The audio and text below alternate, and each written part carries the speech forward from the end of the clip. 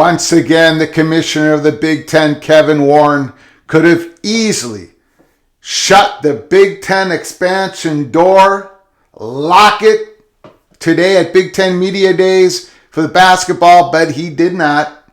He did not slam the door, not at all. The motivations for further expansion still hovers over the Big Ten. It's all about the total composition of the Big Ten, what is healthiest, what's most profitable, and what's best for the student athletes. Kevin Warren mentioned that again. We're going to get into that. We're also going to go over my Week 7 predictions. I need a miracle. We are 24, 26, and 1. We are below water. We need a miracle here to turn it around. Let's see if we can do it. We'll go into our Week 7 predictions, and then we're going to be talking about how Kevin Warren, once again, did not slam that expansion door shut. We'll get into that. But first, please smash the like button if you like the content of our video. And subscribe to our ever-growing channel. And please share the video with your friends and family. Let's get into our predictions. We kick it off with the lock of the weekend. The Tennessee Volunteers. You know, I might be 24, 26, and 1 on the season, which is not good against the spread. Right? That's losing. That's losing. And my prediction on Michigan State being an impressive third-place team in the Big Ten East, well, that was a disaster. But the one thing I got right, the Tennessee Volunteers, they were not even rated in the top 25 to start the season. I said they'd be in the top 10 before it was all over and done with. They're in the top 10 right now, and they're playing Alabama. Bryce Young is injured. This is it for the Volunteers. 7.5 points. I'm taking the Volunteers. 7.5 points. They're going to win that game. They're going to beat Bama at home in Knoxville, Tennessee. Let's do it, Volunteers. Let's do it. Tennessee plus 7.5. I've got Penn State plus 7 against the Michigan Wolverines. I think Penn State is a very difficult matchup for the young J.J. McCarthy. That's what I'm pinning my hopes on when I take Penn State plus 7. J.J. McCarthy throwing downfield, been a little shaky. He's a great young quarterback, but against Joey Porter Jr. and that Penn State secondary, they're great safeties. J.J. McCarthy's going to find it very... I think Michigan's going to win a close game, but I'm going to take this 7 because J.J. McCarthy's going to have a difficult time making plays downfield. I got Penn State plus 7. Minnesota, minus 6.5. That line keeps moving, it keeps moving up. I should have, well, I couldn't. My predictions are every Tuesday. If I would have made the predictions when the lines first came out, I could have gotten the Gophers minus 2.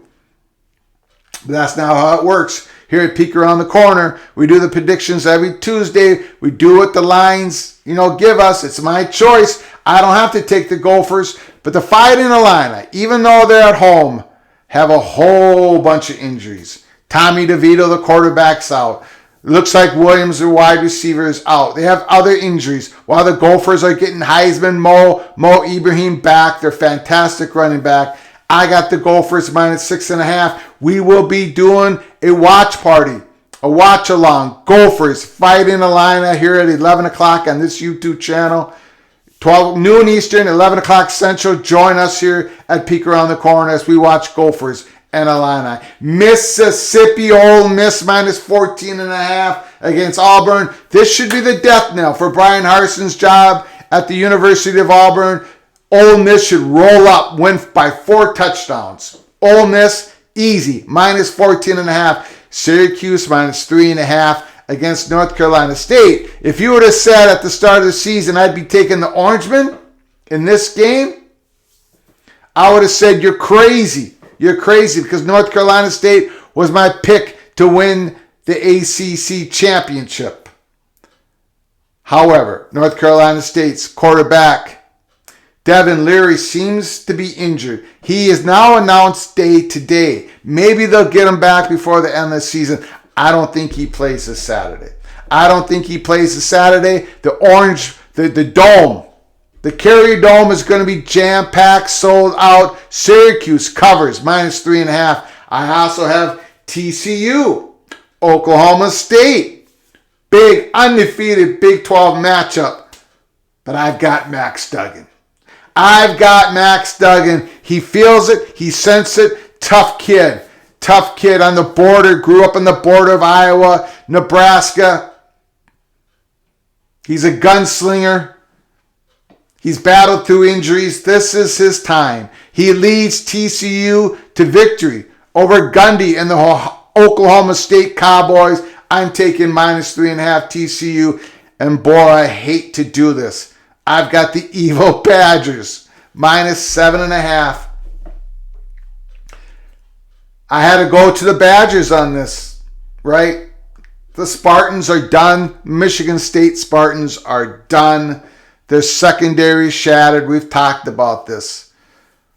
Graham Mertz isn't going to be able to take advantage like other quarterbacks, but they'll score. The Badgers will score in the low 30s. They're playing for Jim Leonard. The defense is going to start playing better, I believe.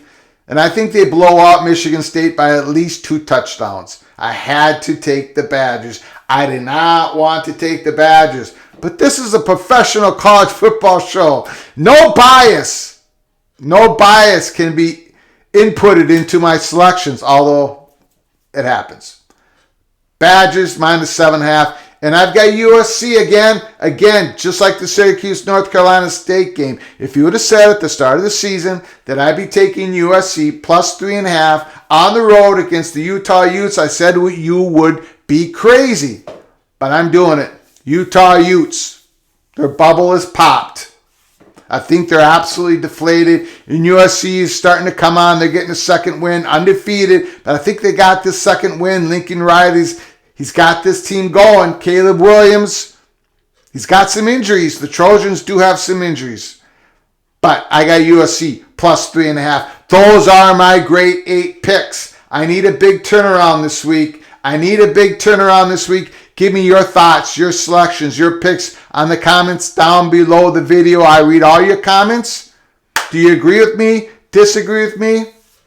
I'm on a 3-4 week losing streak. I started so strong.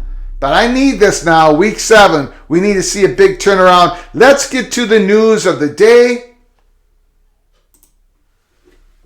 Scott Docterman from The Athletic reported when Kevin Warren, he's at Big Ten Media Days for basketball here in Minneapolis, regarding expansion. Reading his tweets, Scott Docterman. Regarding expansion, Big Ten commish, Kevin Warren said his priority is to make sure we flawlessly integrate USC and UCLA into the Big Ten Conference and taking care of the current 14 institutions. Focus on getting the work done now. Said needs to be mindful on expansion. Mindful on expansion? Let me tell you something. When commissioners are not looking at expansion, the language they use is, we're not active right now. There's no action being taken. We're not looking at it. We're comfortable where we are. The biggest line they use is, there's nothing active right now. Kevin Warren doesn't even come close to saying any of that. It's so very easy for him to slam the door on expansion if they weren't discussing it seriously behind the doors at Rosemont, Illinois, inside the Big Ten building, right? It's so easy for him. He could say, we don't see any changes beyond the 16 in the foreseeable future, the 16 schools. We're not taking any action. He doesn't say any of that. Now, the number one motivation, and we've said this at Peek Around the Corner, the number one motivation for the further Big Ten expansion is they don't want a composition of 16 schools with USC and UCLA on an island because of travel purposes. We went over and over this. It was never the intention, never the target, never the goal of Kevin Warren and many people inside the Big Ten to stop at 16. We discussed this on July 1st, July 2nd, July 3rd, and the start of this YouTube channel on August 10th. There's a lot of pushback on Twitter, message boards all over saying, nah, that's not a concern. Travel's not a concern. Other conferences do it. Well, other conferences do it and they complain about it. They complain about the hardship on the student athletes' travel. Yes, the American Athletic Conference complains about it. Other conferences complain about it. Notre Dame's Jack Swarbrick complained about it, raised it as a big concern when he did a couple months ago when he did a one-on-one. He did an interview on stage and had a whole bunch of people able to ask him questions virtually and people in the auditorium. He talked about how it's not good for the Notre Dame student athletes to be doing this traveling here in the ACC, right? For the Olympic sports, the non-revenue sports, the travel from South Bend to Tallahassee. He discussed it. If you didn't catch it, go Google it. Watch Jack Swarbrick's comments on the hardship of the travel within the ACC, where a lot of those schools are sort of bunched together, at least up and down the eastern seaboard, down in the southeast. There's Notre Dame in Indiana, South Bend, Indiana, and he talks about the travel issues. If Notre Dame, with all the advantages they have, is complaining about the travel issues inside the ACC Olympic sports, of course other schools are going to have the same concerns. Schools want to regionalize their Olympic sports, their non-revenue sports, and they're keeping an eye on the travel because of the health of the student athletes. All the miles and time away from their institutions when they're supposed to be students of those institutions, they're all keeping an eye on that. You know, George Kliavkoff has raised it as a point when he's trying to rally the Pac-12 from not losing more schools to the Big Ten. He talks about how UCLA is going to spend so much more on travel, but he also pins it on UCLA student athletes spending so much time traveling to the Big Ten schools. And even today, Kevin Warren, student athletes will remain number one priority after USC and UCLA additions. Warren noted the significance of having a true coast-to-coast conference in the next few years. When USC and UCLA joined the Big Ten, the league was stretched from Piscataway, New Jersey to Los Angeles. Some have expressed concerns about travel. But Kevin Warren reassured the league will take steps to help with that. We are now coast to coast, from New Jersey and in 2024 all the way to Los Angeles, Warren said. We are very pleased and grateful. We are blessed every day for our 14-member institutions who comprise the Big Ten. Some have expressed concerns about travel, but Kevin Warren reassured the league will take steps to help with that. What are those steps? Well, other Big Ten officials have talked about it, where they can sort of double dip with USC and UCLA. When their softball team goes to UCLA, they can play UCLA and play USC. There are some steps for UCLA and USC student athletes to travel together. Okay, maybe. But the big step is, and was always Kevin Warren's goal and target, to expand with more Pac-12 schools. And he's working on it right now because that would alleviate travel immensely for the student athletes on the Pac-12 and the Midwest and the East Coast, the few times that they would play West Coast teams in non-revenue Olympic sports yearly. It's happening, guys.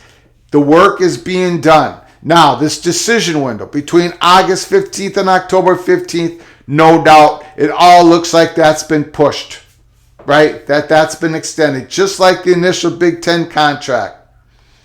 The initial Big Ten contract is supposed to be signed, sealed, and delivered, announced months before it actually was done. And it looks like this decision window on future Big Ten expansion is getting pushed just like the initial Big Ten contract. So yes, we were wrong here at Peek Around the Corner because we thought, we were told in July that the decision window, that it would finally be decided before October 15th. Doesn't look like that, per Kevin Warren's words today. But that expansion door, that hasn't been shut. A commissioner doesn't talk that way when the door is shut. Rob Mullins, who spoke on Friday from a West Virginia news station, doesn't speak like that when he has been told no on possible entry into the Big Ten Conference for the University of Oregon. Dennis Dodd, who reported from CBS Sports a couple weeks ago that the Big Ten is still in pursuit of Washington, Oregon, Stanford, and California. But it's going to take a couple months because of what's going on with Amazon. Big Ten having discussion with Amazon. Now Pac-12, Big 12.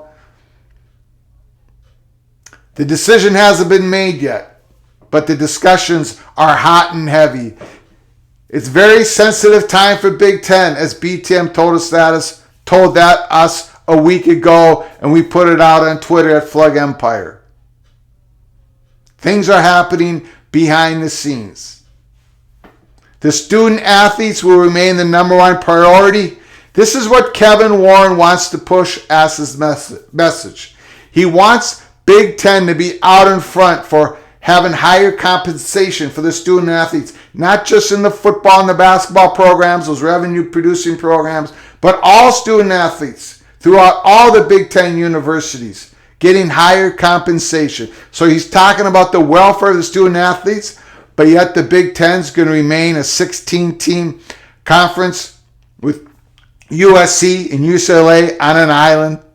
The closest Big Ten university will be Lincoln, Nebraska. Now, that's not going to happen. Not if Kevin Warren has anything to do about it. Big Ten doesn't always get what it wants. But the goal, leave no doubt, the goal of Kevin Warren is to expand beyond 16 schools before the 2024 football season starts. That's true today, as it was true on June 30th when USC and UCLA was announced that they were joining the Big Ten. Give me your comments down in the comment section below the video. I read them all. Agree, disagree with me, just let it fly. Let it fly. And again, from all of us, until next time, at Peek Around the Corner, please, you all take care of each other. Thank you so very much.